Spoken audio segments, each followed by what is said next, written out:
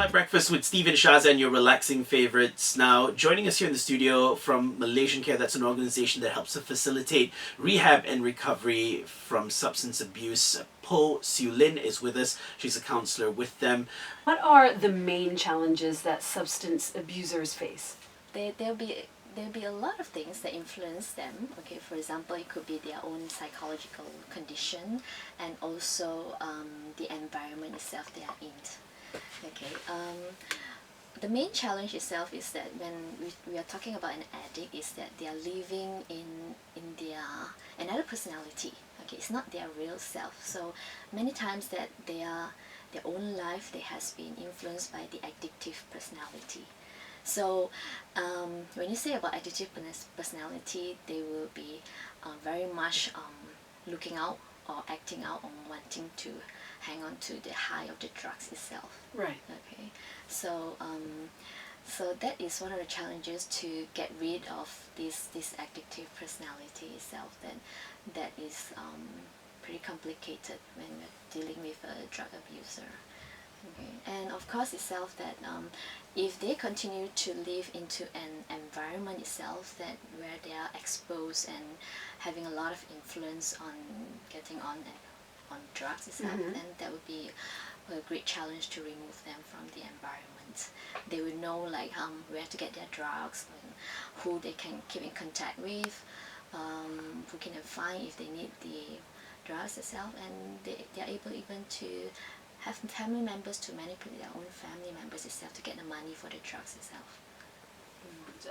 Counseling is one part of it, but what are the other treatments available for drug abusers? What I'm going to mention is that the process itself, let's say that a person get into the drug rehabilitation center itself, okay, I would say that during this first 3 months of the time itself, that is a pretty crucial time for them to actually stabilize themselves.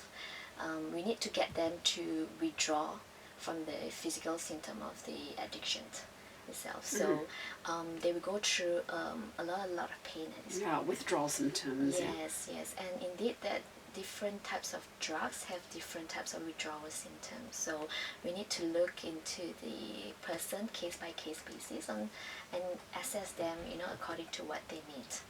Okay, so at this point of time as well, that they would definitely need a lot of rest, a lot of sleep, a lot of eating to get back to their normal weight.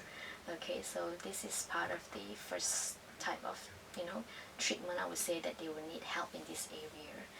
Okay, at this point of time also that they are very confused. Yeah, because at one point they know that they wanted to get help. At one point also that on the other hand they crave. They crave, yes, they crave for that high, the drugs and everything, and they will have a lot of preoccupation, thoughts about the outside world. So the desire, the crave is very strong to just say that, okay, I'll leave, I don't need help, and just get back to the outside world itself. Okay, so this time a lot of hope and motivation needed to be given unto them. They need a lot of support. Okay, now, Siew Lin, what are some of the factors that pull, recovering addicts back into a relapse situation? Okay, so some of the factors that could have got themselves relapsed back is that when they are thrust back into the environment, like if they coming from a very not functioning family condition, and they are put back into that condition again, that there's a possibility of relapse. Okay? Or even like if they come from a job that that require them highly, need a lot of attention and focus, and that's how they end up taking drugs. And when they're put back into that kind of job environment again, they might get back and relapse into drugs as well. Okay, so I would say that environment plays a very important part of it.